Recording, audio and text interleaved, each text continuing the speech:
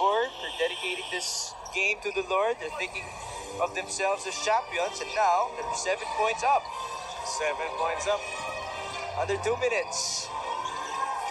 Mark Cruz, this time he's the one who fishes the foul. Napaganda pa. Lead cut down to 5. Oo, kahit veterano, pag maganda talaga yung attempt mo and stop that shot, which is what Cruz did, kayang-kaya mo rin hulihin ang ating marquee. Mark Cruz will proceed to the line. The other end for Gensan, he is a 75% free throw shooter all season long. Gimme is good. Lead cut down to 4. 1 minute and 50 seconds remaining in Game 1 of this quarterfinals matchup in the South Division. Bacolod with possession, they're up by 4. See that defense from Nico Hilorde. Alam mo, Mix, ang kailangan talaga dito, prevent Bacolod from getting second chance opportunities because everybody will attack the ring. And there you see, Tough contest right there. Mark B getting the board. He goes down.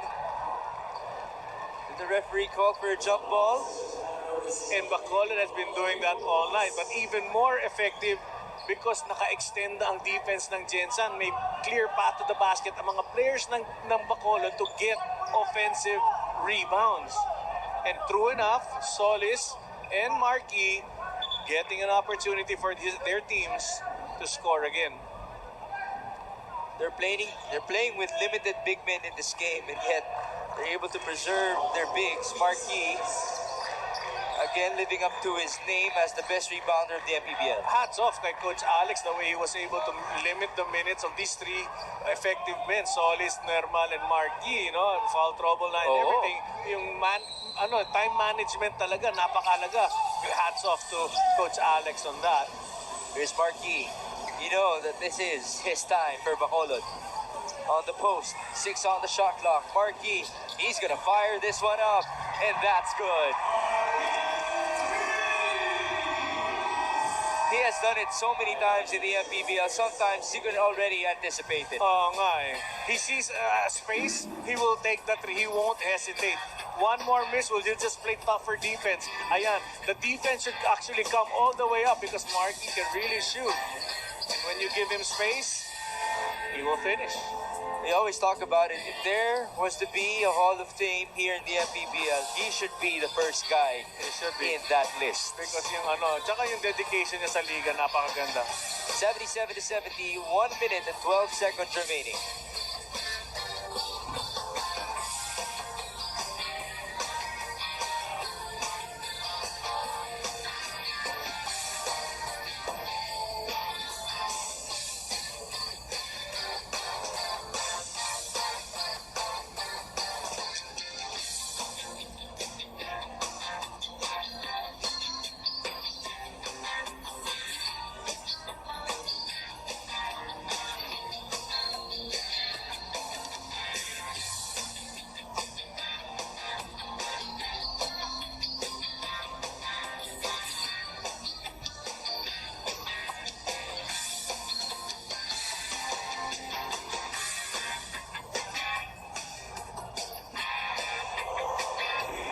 Up next here in the Mayor Vitaliano Diagan Coliseum, the Zamboanga Family's Brand Sardines in Game 1 of their quarterfinal series against the Muntinlupa Cagers.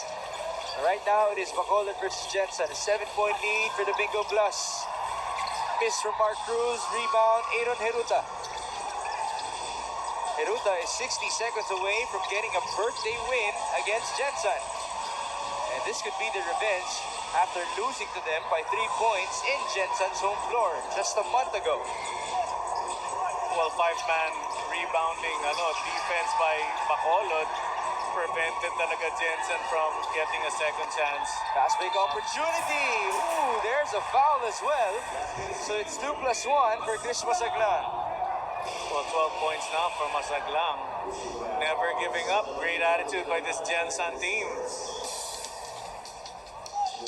There you see the contact at the last second. Still very much possible here. 5-point ball game with 38 seconds to go. Don Reverente will check in scoreless in this game with 4 quick fouls para kay Don Reverente. But he's going to be matched up against his fellow top rebounder in the league, Mark Yee.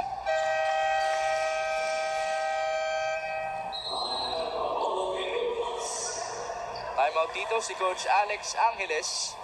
38 seconds remaining. 77-73. One timeout remaining for each of our coaches. Now, if you're Bacolod, obviously you're still up by 4. Are you, what could be your plan here in this timeout? Well, my guess is that Gensan is gonna assume that Bacolod will waste time.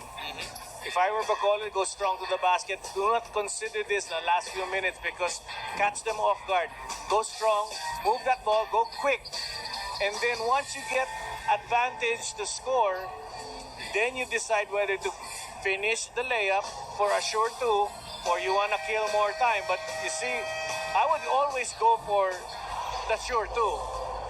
Kasi right now, they'll expect it na babagalan ng Bacolod. That's an interesting point, to catch them off guard. Catch them off guard. Somebody just run back door. It is a full court inbound. Nermal can actually, pointing out their formation, but Pagsaglang adjusted. So Gensan on their defense will play with Don Reverente, Chris Masaglang, Nico Elorde, Mark Cruz, and Christian Pajarito. Full court inbound, 24 on the shot clock. There's a 13-second differential. Ball outside. The referees will review this. That could be very risky right there. Well, the passes should not be below the knee at this point. And that's the reason why Nico Elorde was able to tap that ball. Even Alday was telling his teammate, "Huwag sa baba, ipasa." Take a look at it. This is going to be a tough call. What do you think? I think Nico was the last person to touch the ball, yeah. So, not necessarily a tough call right there. Pero, tingnan natin kung ano magiging tawag ng referee. Kasi naka-extend yung kamay ni Heruta, I believe, or was it Alday? One of those players, the Bacolod players. 77-70. You know, seeing the situation and the way Gensan's setting up on their D, one of the Bacolod players just dashed to their front court and attract 2 or 3 guys from Gensan. You know, Kobe Bryant did that once in New Orleans. I remember that. It was a full court inbound. Everyone thought... On the backcourt. On the backcourt. And then he just ran to their end of the floor and he had a dunk. And nobody would really expect that. But to your point, great recognition as well from Chris Masaglang to block that backdoor run. Yes. Referee now consulting his fellow referees just to be sure. Coach Marlon and Coach Alex waiting for this crucial call with 33 seconds remaining. And we're going to hear from Richard Campos in a few moments. They're still looking at the replay. That's... Ironically, they're having a hard time, so it looks to be a tough call nga, Coach JV. Maybe in different angles. Maybe, titingnan natin. But right now, if Bacolod should actually also talk among themselves. Referee pointing. Blue ball. Blue ball. That's what I heard. He said blue right? ball, no? Blue ball. There you go. Masaglang trying to coerce the referees from changing that direction of the call. And you can see, if he were Nermal can actually dash all the way back and leave. But Nermal is moving far. He is faster than Christian Pajarito. Yes. He's working with Aaron Heruta, Mark Key, Jeremiah Campanag, and Alvin Alday. 13-second differential between the shot clock and the game clock. Oh, big mistake by Campanag taking that one dribble. There's the foul. So it will be Jan Nermal who will go to the line. Remember, he has struggled all night long in his free throw shooting. 1 out of 6 so far. 1 out of 6.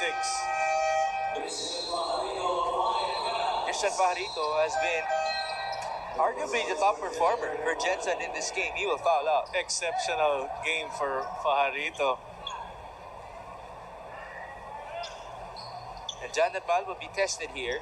This will be his crucial or his toughest free throws of the night so far. You know, when the FBI interview a suspect, they check the reaction if a person's lying or not. He was licking his lips. Parang kinakabahan. Ooh, he makes Pero the first. hindi. He makes the first. 2 out of 7 at the line for Jandermal. He has a double-double, 19 and 10 so far. 5-point lead for Bacolod. 1 timeout left for Gensan. Nermal, again, taking a breather. Go back to his free throw routine. Try to convert this one. That's 2 out of 2. Perfect timing for Jan Nermal to make some crucial free throws. Now, if you're Gensan, do you need to shoot the 3? You have to. You need 2 threes to at least tie the ball game. So your first attempt, giving 20 seconds left, you have to make a quick 3. Now, we've seen Nico Elorde make some threes here in the second half. He has a very high percentage. Well, what I would do is double team everybody who receives outside and let them pass and get an easy 2 from the inside. Then you get ball possession once again below 24 seconds. You have the opportunity to just run out that clock, but definitely Gensan will end up fouling a Bacolod player. Bacolod will be defending with Marky, Jan Nermal, Joel Liu, Aaron Heruta, and J-Boy Solis.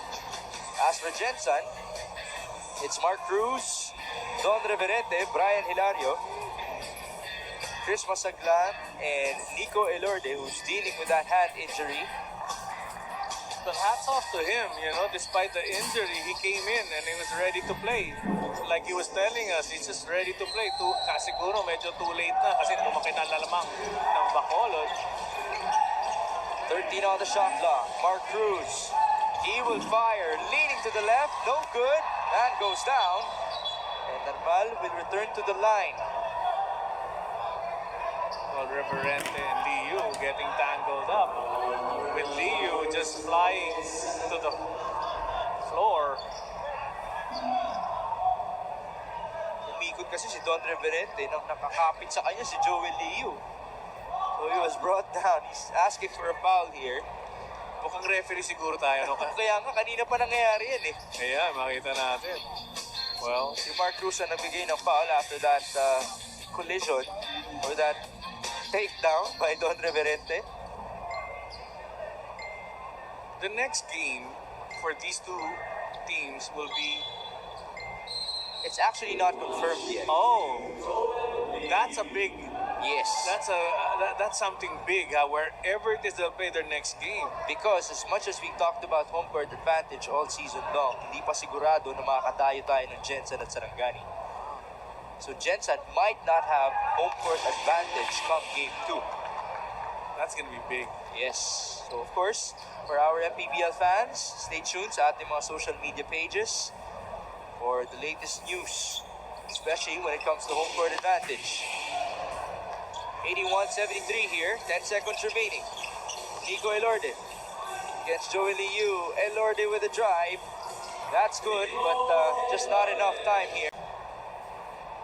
This is actually a birthday win as well for Aaron Heruta. We cannot forget about that. Oh, like I mentioned, no, this ball game will be a game of sayang. Sayang Gensan could not take advantage of the few players of Bacolod in pulling off a win tonight. At maraming opportunities on the fast break that they let go. The turnover situation of Gensan was just too much, and that Bacolod was able to capitalize on. It was a heroic effort, especially from Nico Elorde, who had 12 points in 12 minutes of play. That's how efficient he was. But as for Bacolod, heroic as well. They only had 11 players, short of a lot of big men. But because of guys like this, itong kanilang small forward, si Jan Hermal stepping up and getting a